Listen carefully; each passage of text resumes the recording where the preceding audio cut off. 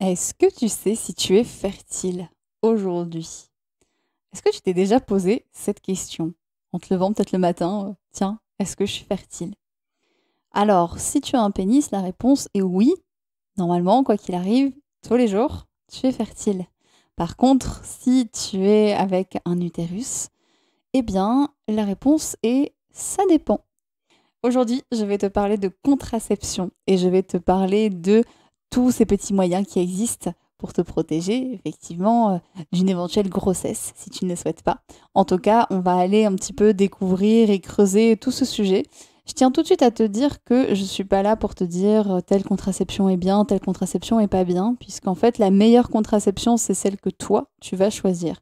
J'ai juste envie de déconstruire certaines idées reçues, peut-être de t'apprendre certaines choses parce que je me rends compte quand je discute avec des amis, quand je discute avec de la famille, qu'en fait, peu importe ton âge, peu importe ce que tu sais ou pas, eh bien finalement, la contraception, ça reste un sujet très très vaste. C'est un sujet qu'on laisse beaucoup pour les consultations médicales, pour les consultations gynécologiques.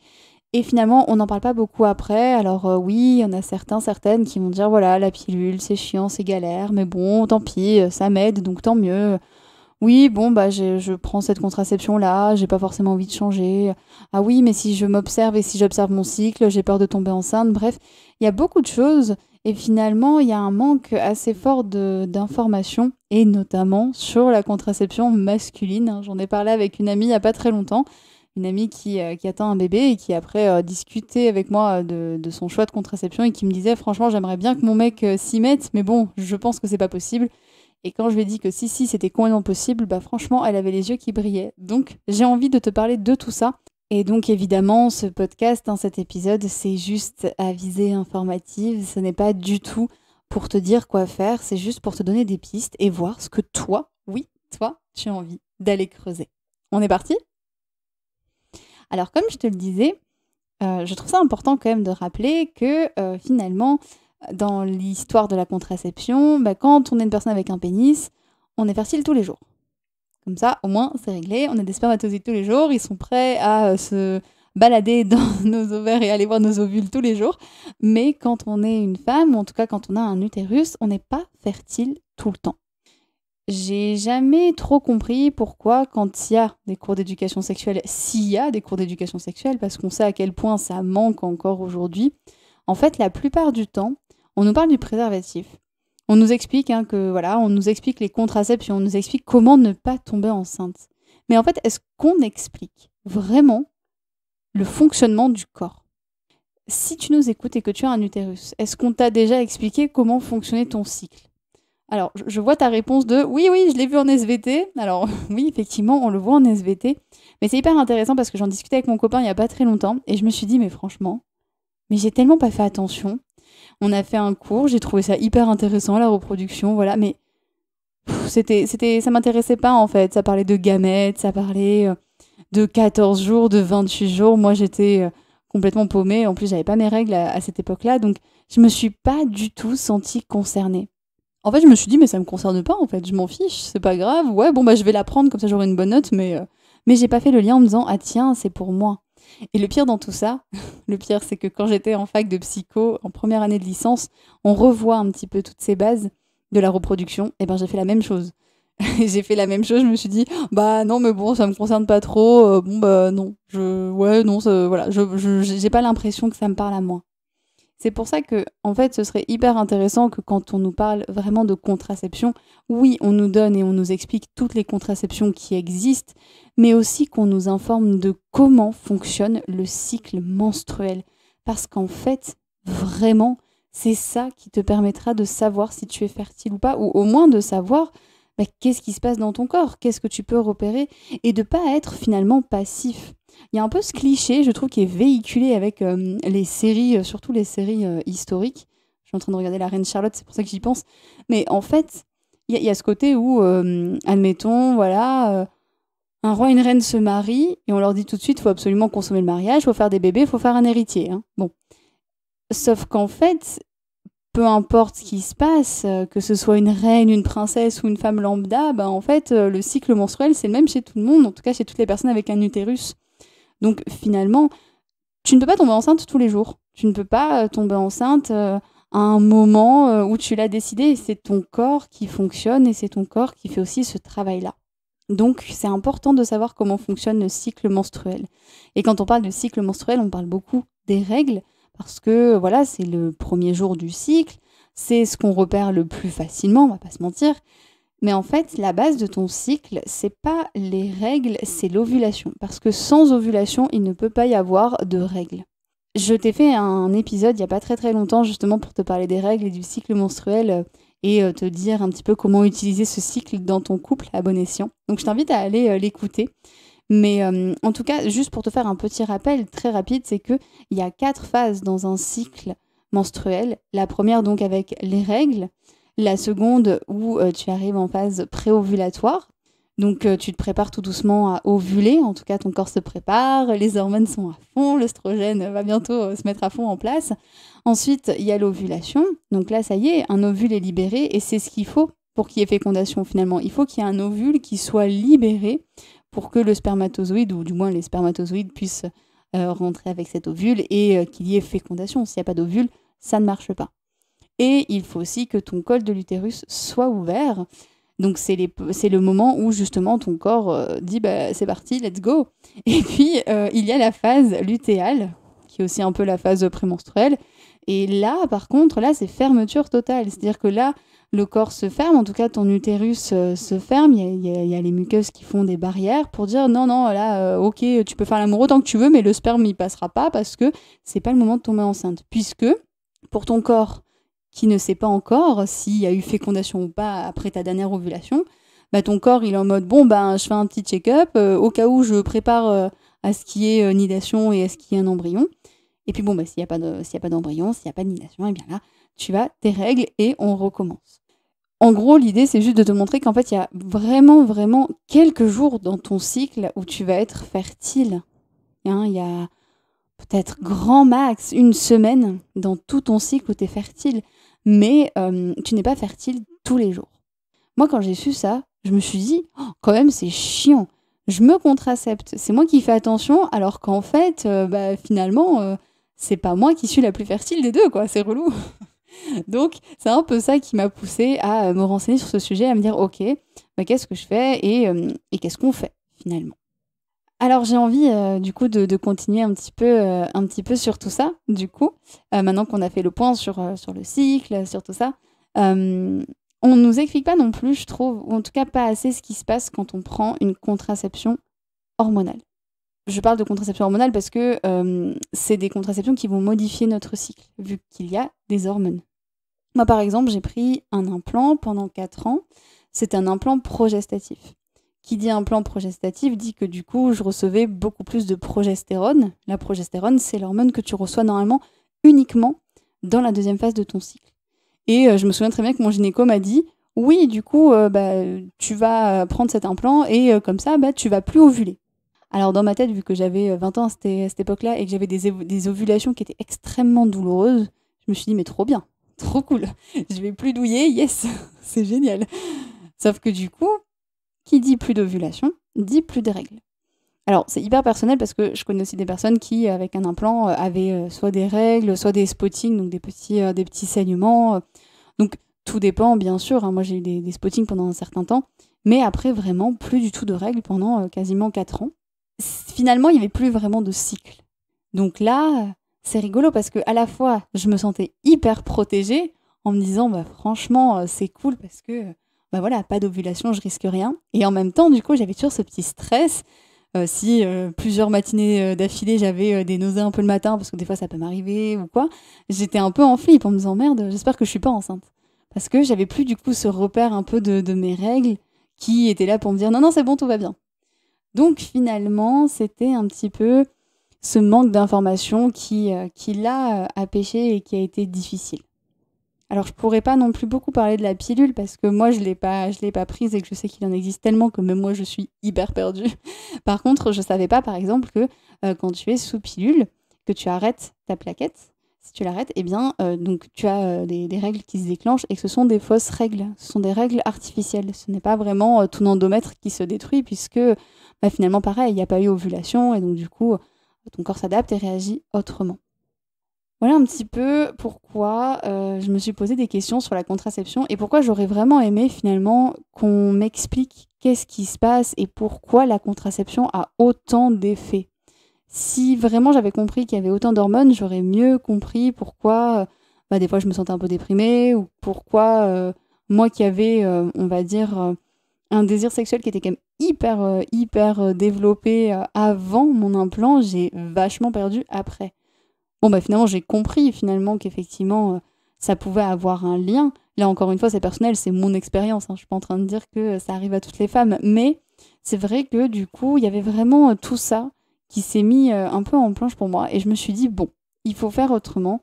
Et j'ai envie de découvrir autre chose. Et c'est là que j'ai commencé à faire mes petites recherches.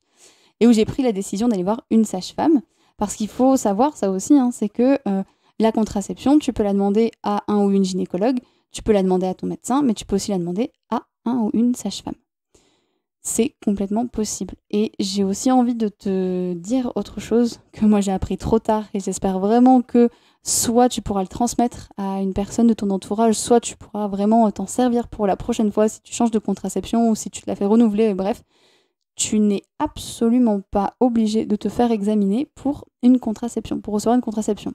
Pour le stérilet, oui, mais tu n'es pas du tout obligé de te faire examiner si tu veux un implant, si tu veux une pilule, puisque en fait, ça ne concerne pas tes zones génitales. Donc, il n'y a pas forcément de rapport. Donc, si tu n'es pas prête et si tu n'as pas envie d'être examinée, mais quand même d'avoir ces contraceptions, c'est tout à fait possible. C'est Martin Winkler qui en parle énormément, qui est un médecin qui fait beaucoup pour les droits des femmes et pour que justement on puisse un peu se réapproprier notre corps et ne pas le laisser aux mains uniquement des médecins. Et il en parle énormément et c'est très précieux. Tout ce qu'il pose là comme ressources, c'est vraiment super précieux et super chouette. Alors je reviens sur ma phase à moi d'exploration. Donc une fois que j'ai décidé d'aller voir une sage-femme et que je me suis dit bon allez on arrête et on voit ce qui se passe, je me suis dit ok mais on fait comment? Alors, je m'arrête une seconde parce que je te vois venir, tu vas peut-être me dire, bah ouais, mais est-ce que tu étais en couple à ce moment-là et comment l'a pris la personne avec qui tu étais en couple? Alors, j'étais en couple effectivement avec mon partenaire de l'époque, enfin en tout cas mon partenaire actuel. Et en fait, ce qui s'est passé, c'est que on va dire que je lui ai pas laissé le choix tout en lui laissant le choix. C'est-à-dire que je lui ai pas laissé le choix en lui disant, bah finalement, moi, je vais arrêter cette contraception-là et je vais réfléchir à autre chose, mais en tout cas, moi, j'arrête cette contraception-là. Et lui, je lui ai laissé le choix de prendre sa responsabilité. Parce que finalement, c'est aussi une responsabilité du partenaire à ce moment-là. Donc, je vais laisser le choix de s'investir ou pas. Je vais laisser le choix soit de se renseigner pour voir s'il y avait des contraceptions masculines, soit éventuellement pour qu'il puisse m'accompagner dans mes recherches à moi et pour qu'on trouve ce qui me convient et ce qui nous convienne, mais en tout cas qu'il devienne acteur de tout ça. C'est une frustration moi que j'ai des fois quand je discute avec des copines à moi et qui me disent mon mec il s'en fout en fait, c'est moi qui gère et de toute façon il veut pas en entendre parler. Du coup, petit rappel, pour faire éventuellement un bébé ou pour ne pas en faire, il faut au moins être deux. Techniquement, il faut un spermatozoïde, un ovule. Donc, si, techniquement, si tu es un partenaire, si tu es un mec, oui, tu es hyper concerné, même si ta copine prend la pilule ou si ta copine est sous dispositif intra-utérin, bref, tu es concerné quoi qu'il arrive. Donc, je trouve que vraiment, la responsabilité de ce poids contraceptif, c'est tellement important de la porter ensemble. Pour moi, c'est une histoire de couple. Et dire que la contraception, c'est une affaire de femmes, c'est dommage parce que ça enferme clairement les femmes dans ce rôle-là. C'est vrai qu'on n'a pas déjà suffisamment de charge mentale comme ça. Voilà, ironie d'histoire, bonsoir. Mais l'idée, c'est justement de pouvoir en discuter, de pouvoir trouver des pistes, de pouvoir voir ce qui convient aux deux, finalement. Alors, si tu prends une contraception actuellement et que ça te convient, c'est ok, franchement, c'est le plus important. Mais si à un moment tu sens que ça te convient plus et que tu as envie d'essayer, de changer, de trouver autre chose, je t'invite à t'autoriser en fait, à t'autoriser à le faire. Je t'invite à dire ok, je fais ce choix de changer de contraception et je laisse le choix à mon partenaire de prendre ses responsabilités. Alors il y en a plein qui vont pas le faire, c'est ok, mais franchement, tu pourras peut-être être surprise parce que il y a quand même des mecs qui commencent un peu à s'intéresser au sujet et qui sont pas trop fermés à l'idée de pourquoi pas aller voir qu'est-ce qui existe. Donc nous, on est parti un petit peu sur cette piste-là, finalement. On est parti sur la piste de « Ok, on laisse tomber l'implant et on va chercher autre chose. » Ok, mais on va chercher quoi? C'était un peu la question. Alors, je me suis renseignée, vu que j'étais dans, tiens, j'apprends un peu à quoi ressemble un cycle menstruel, j'apprends tout ce qui se passe dans ce cycle. Il y a forcément des aides, peut-être pour repérer mon ovulation. Et donc là, j'ai découvert une méthode qui s'appelle la symptothermie. Alors, je ne vais pas m'attarder trop longtemps sur cette méthode parce que j'en ferai tout un épisode de podcast très prochainement parce que j'adore cette méthode et que je la trouve incroyable. En gros, je vais la renommer. Je vais la renommer en observation du cycle. C'est un peu comme si tu étais une petite exploratrice et que tous les jours, tu t'intéressais à ton cycle. Alors, ça peut paraître, franchement, ça peut paraître très long, très chiant, mais en vrai, c'est assez cool. Et ça prend 2 secondes dans ta journée. Il y a 3 paramètres que tu peux prendre en compte pour savoir où tu en es dans ton cycle et pour savoir si tu es en train d'ovuler ou pas. Je te les résume très rapidement, mais il y a du coup la température. Il faut utiliser un thermomètre qui a double décimale, donc pas ton thermomètre de base. C'est vraiment un thermomètre à double décimale parce qu'il faut être précis le plus possible. Et donc, au final, quand tu vois en tout cas et que tu constates qu'il y a une montée de température, c'est que là, tu es en train d'ovuler. Ensuite, il y a la glaire cervicale que tu observes.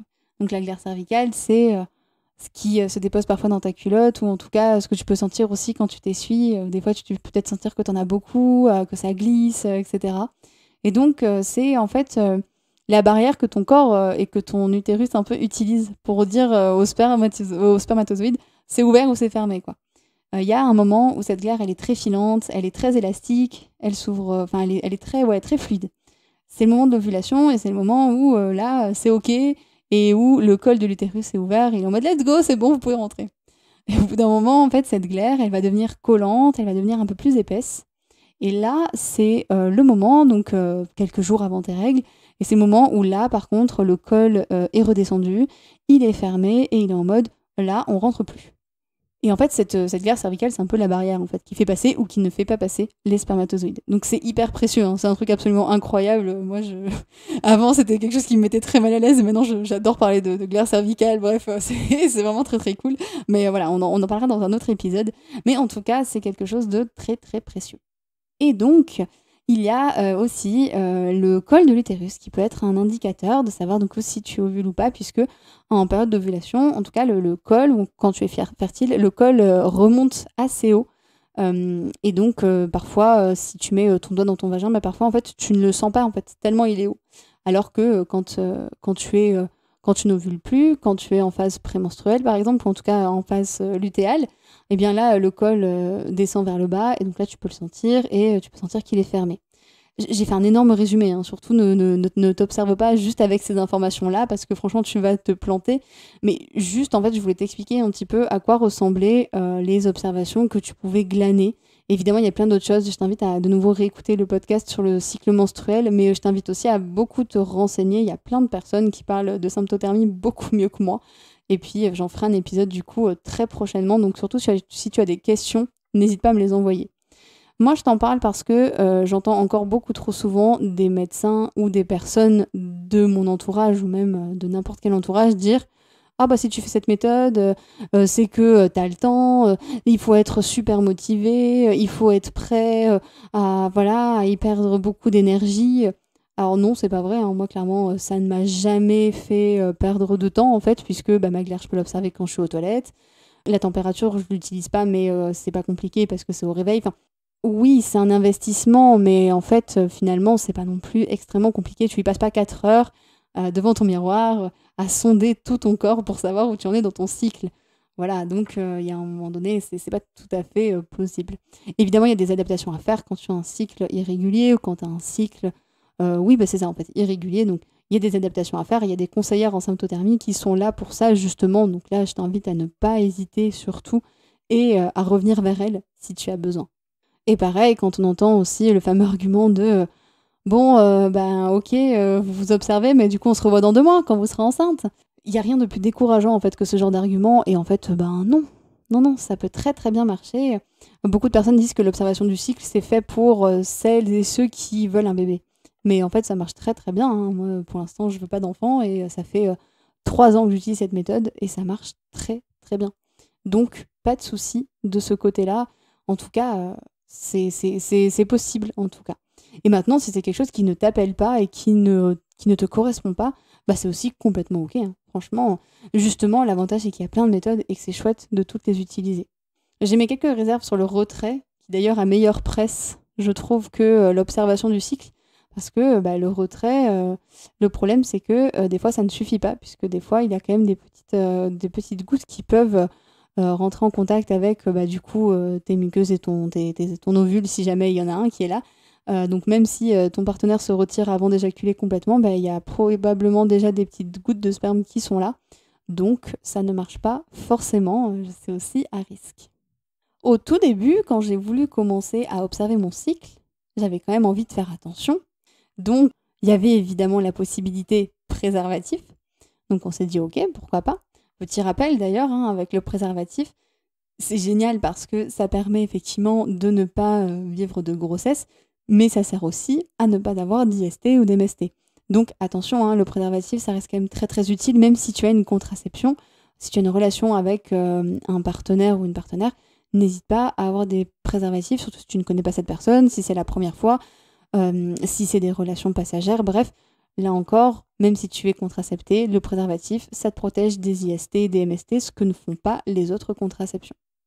Mais alors, est-ce que j'ai fait autre chose? Eh bien oui, finalement, est-ce que mon partenaire a fait autre chose? C'était plutôt ça la question. La réponse est oui. On a commencé tous les deux à se renseigner et à se dire, mais il existe forcément quelque chose pour les mecs. Et finalement, je suis tombée un peu par hasard sur une vidéo d'une femme qui interviewait justement un infirmier qui a créé un nanothermie. Alors, on va faire un petit tour du côté de la contraception masculine assez rapidement, puisque cet épisode est déjà assez long. Mais l'anneau thermique, en fait, c'est une des contraceptions masculines qui existe. Et l'idée, c'est un petit anneau en silicone que tu mets autour de tes testicules. Comme ça, tes testicules se rapprochent de toi, en fait, de ton corps, et elles se réchauffent. Quand les testicules sont à une certaine température, donc une température un peu plus élevée, et en fait, ça va ralentir, freiner la production de spermatozoïdes. Et en fait, il y a un seuil. Pour qu'il y ait potentiellement une fécondation et pour qu'il y ait potentiellement fertilité, en tout cas chez une personne avec un pénis, il faut qu'il y ait un certain nombre de spermatozoïdes. Par contre, si ce nombre de spermatozoïdes n'est pas suffisant, il ne peut pas y avoir de fécondation et il ne peut pas y avoir donc de risque de grossesse. C'est un peu l'idée ici, et c'est de se dire, en fait, en réchauffant mes spermatozoïdes et en réchauffant mes testicules, je peux freiner la production de spermatozoïdes et donc du coup, je me contracepte. Chose incroyable, c'est naturel. Chose encore plus incroyable, il n'y a pas d'effet secondaire. Et chose encore plus incroyable, il n'y a pas d'hormones. Donc oui, il y a des pilules hormonales qui sont en train d'être créées pour les hommes. Moi, je suis pas fan du tout de l'idée parce qu'en fait, il y a d'autres choses qui existent qui sont hyper intéressantes et qui marchent vraiment. Donc, affaire à suivre. Évidemment, ça prend beaucoup plus de temps, mais c'est une affaire à creuser, hein. Là encore, je pense que je te proposerai un épisode sur le sujet. En tout cas, ce que je peux te dire, c'est que mon copain s'est contracepté. Alors, il a fini par ne pas choisir l'anneau. Ça lui convenait pas parce qu'il fallait le porter à peu près 15 ou 16 heures dans la journée, que pour lui, voilà, c'était un petit peu long.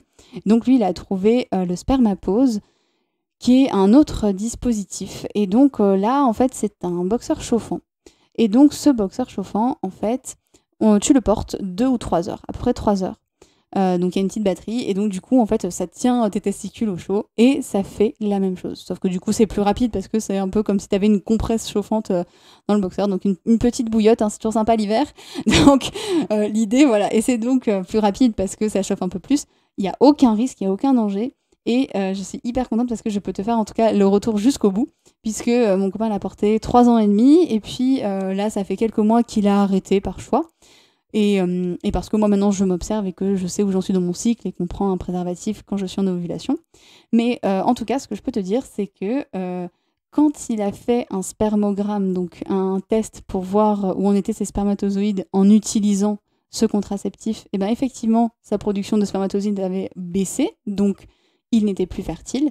Et quand il a arrêté et qu'il a fait un test et un spermogramme du coup pour voir où ça en était, et ben là, tout était correctement, tout était dans l'ordre, tout était bon. Donc là, il n'y a eu aucun souci, la production était revenue à la normale. Donc, c'est quelque chose de totalement réversible. Ça ne touche pas du tout la fertilité, ça ne touche pas du tout...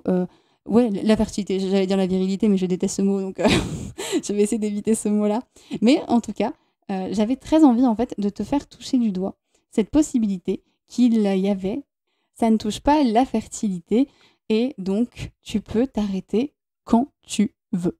Voilà un petit peu ce que je voulais te faire toucher du doigt. C'était un podcast un peu particulier qui me tenait à cœur, que j'avais envie de te proposer cet été, parce que du coup, c'est vrai que l'été, des fois, c'est aussi un moment où on peut se poser un peu plus de questions sur soi.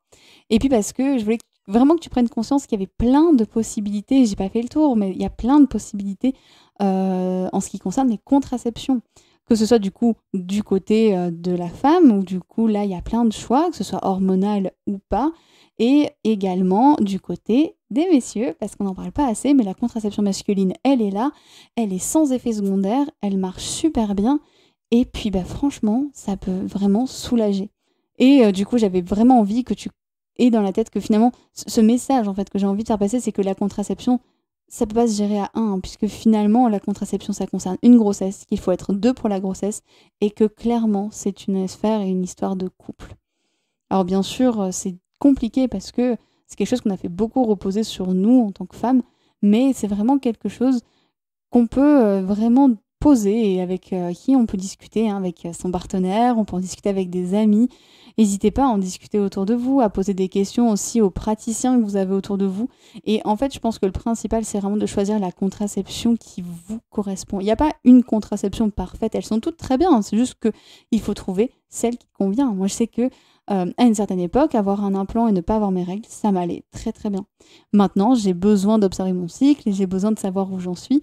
Donc, j'ai besoin de n'avoir aucun contraceptif. Et ça ne m'appelait pas du tout d'avoir un dispositif intra-utérin au cuivre. Donc, donc j'ai décidé finalement juste de m'observer. Et peut-être que dans 3-4 ans, je te dirais, j'ai changé d'avis, maintenant je prends la pilule, ou peut-être que maintenant je fais autre chose. Voilà. J'ai pas pris le temps d'en parler, mais évidemment, il existe aussi les contraceptions définitives, ou en tout cas, du coup, la stérilisation. Donc, la vasectomie, qui est vraiment pas invasive et qui est quand même vraiment simple et sans effet secondaire. Et aussi la ligature des trompes. Et petit rappel, parce que malheureusement, beaucoup trop de praticiens et de praticiennes ne le font pas. C'est accessible et c'est possible à partir de 18 ans. Et tu as juste besoin de 3 mois de réflexion. En aucun cas, c'est parce que je vois qu'il y a beaucoup de médecins qui demandent ça, mais en fait, en aucun cas, tu n'as besoin d'aller voir un psychologue ou une psychologue avant. Si tu as envie de le faire pour toi, fais-le, mais si tu n'as pas envie de le faire, ne le fais pas. Je pense que tu es maître et maîtresse de ta décision, tu sais ce que tu fais. Donc, si tu as envie d'une stérilisation, c'est totalement possible. Et il existe des groupes Facebook ou en tout cas des endroits où tu peux trouver des médecins qui sont OK pour le faire, peu importe ton âge, peu importe que tu aies eu des enfants ou pas. Mais c'est important un petit peu de faire ce rappel-là parce que malheureusement, il y a aussi beaucoup de fausses informations qui circulent de ce côté. Et n'hésite pas à changer de praticien si jamais tu sens que le tien ou la tienne n'est pas ouvert ou n'est pas aussi OK. Donc surtout, n'hésite pas aussi à faire ça. Voilà, c'était un podcast assez riche où je t'ai raconté mon histoire et où du coup il y avait quand même une montagne d'infos. J'espère qu'il t'a plu. J'ai hésité à le faire en 2 parties. Puis je me suis dit, je vais faire un one-shot et puis on verra bien. Si tu as la moindre question, si tu as le moindre retour, n'hésite surtout pas à me laisser un commentaire, à m'envoyer un petit message à celine.filoyoni@gmail.com. Et puis si tu as envie que j'approfondisse certains sujets ou que je parle d'un autre sujet, n'hésite pas à me faire tes suggestions. N'hésite pas non plus à t'abonner si tu veux avoir les autres épisodes. Tu pourras écouter tous les épisodes qui sont sortis avant, mais tous les épisodes qui vont sortir après. Ça se passe tous les mardis, ou presque. Et puis, n'hésite pas à me soutenir. Je suis une plateforme Tipeee, en tout cas, où on peut me faire un don, puisque pour l'instant, c'est un travail que je propose gratuitement. Mais si tu as envie de me soutenir, eh bien, c'est le bienvenu. Je te remercie. Et en tout cas, le plus important, c'est que ça puisse t'apporter quelque chose et que tu puisses passer un bon moment. Merci et à la semaine prochaine.